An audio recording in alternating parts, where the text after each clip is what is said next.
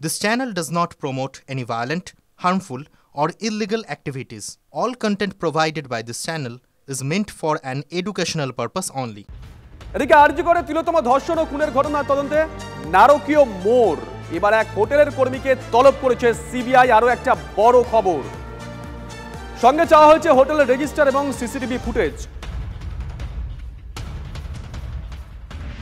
আরজিকরে তিলোত্তম ধর্ষণ ও খুনের ঘটনার তদন্তে নারকীয় মোড়। এবার এক হোটেলের কর্মীকে তলব করেছে সিবিআই, সঙ্গে চাওয়া হয়েছে হোটেলের রেজিস্টার এবং CCTV footage. Mascot spin control ল্যাবের পরীক্ষায় এটি প্রমাণিত। কেয়াসেট আলোপেক্স পেন্টা অ্যাক্টিভ নতুন চুল গজাতে সাহায্য করে, চুল পড়া বন্ধ করে। Keya Seth Alopex penta active 10 hair fall প্রবলেমের একমাত্র সলিউশন।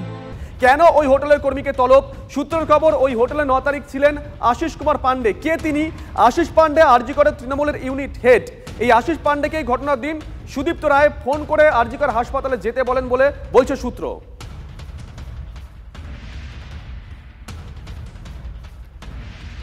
এর আগে সুদীপ্ত রায় এই আশিসকে নিয়ে ঠিক কি বলেছিলেন স্মরণ করিয়ে দেই। ঘটনা যখন আমি শুনেছিলাম যে 10টার পরে, তখন আমি তো বললাম যে আমি স্তম্ভিত হয়ে যাই। এবং আশিস পান্ডে আমাদের ইউনিটের সভাপতি, ছাত্র পরিষদ ইউনিট, আমি ওকে জানতে চাইলাম যে তুই কোথায়? তখন আশিস পান্ডে বললো যে আমি শিয়ালদা স্টেশনে।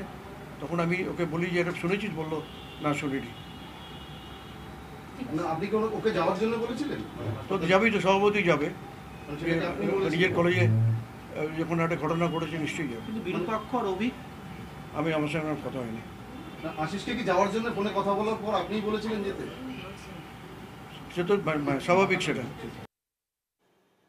আর এই মুহূর্তে নজর রাখতে হচ্ছে ইডির দপ্তরের দিকে। সুদীপ্ত রায় তিনি সেখানে উপস্থিত হয়েছেন। আরজিকর দুর্নীতি কাণ্ডে ইডির আতশ কাচের নিচে রয়েছেন তৃণমূল কংগ্রেস বিধায়ক তথা চিকিৎসক নেতা সুদীপ্ত রায়। ইডির দপ্তরে হাজিরা সুদীপ্ত রায়ের। গতকাল প্রায় 6 ঘন্টা জিজ্ঞাসাবাদ করা হয় তাকে। वो एम्प्लॉय कंप्लेन किया था, उसको कंप्लेन का ऊपर जो सीबीआई ईडी का रेड हुआ था, लेकिन कुछ नहीं मिला। आज हम आया, 3 फोन हमको सीज किया है। यह कानून है, जो फोन खुलने का टाइम में जिसको फोन सीज किया है उसको हाजिर होने होता है।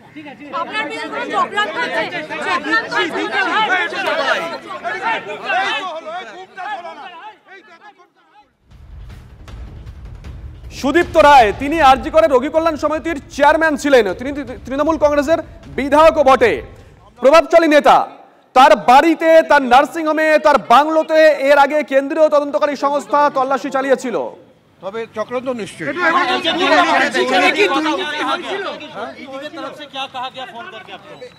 ईडी की तरफ से 3 फोन सीज किया है। जो ये है कानून है, जो खुलने का टाइम हाजिर होने होता है। हमारा 1 फोन, हमारा 2 बेटी का 2 फोन सीज किया है। 2 बेटी भी लोग डॉक्टर है।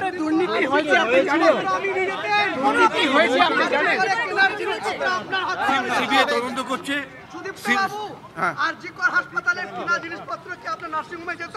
না না না, দুর্নীতি হয়েছে।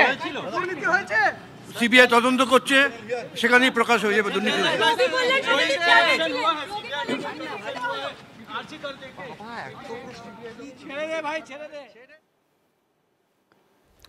সুদীপ্ত রায় তিনি গেছেন।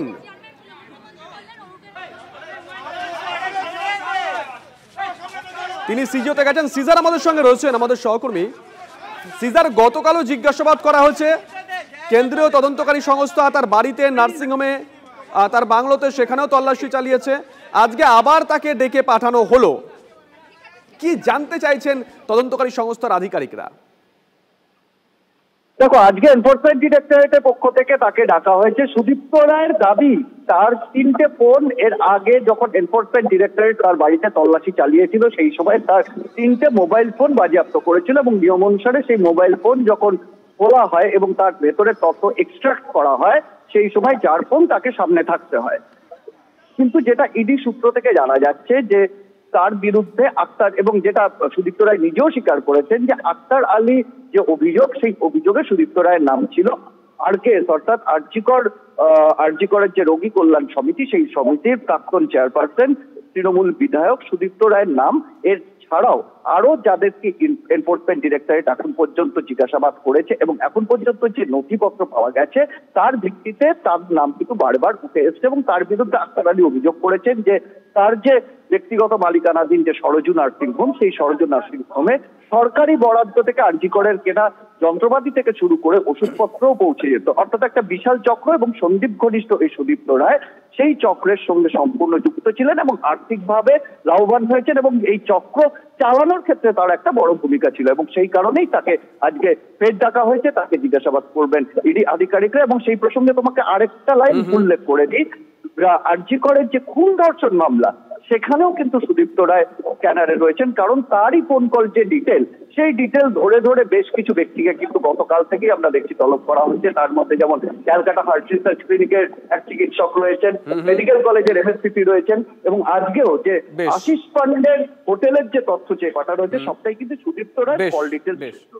নজর থাকবে সিজা, নজর রাখো।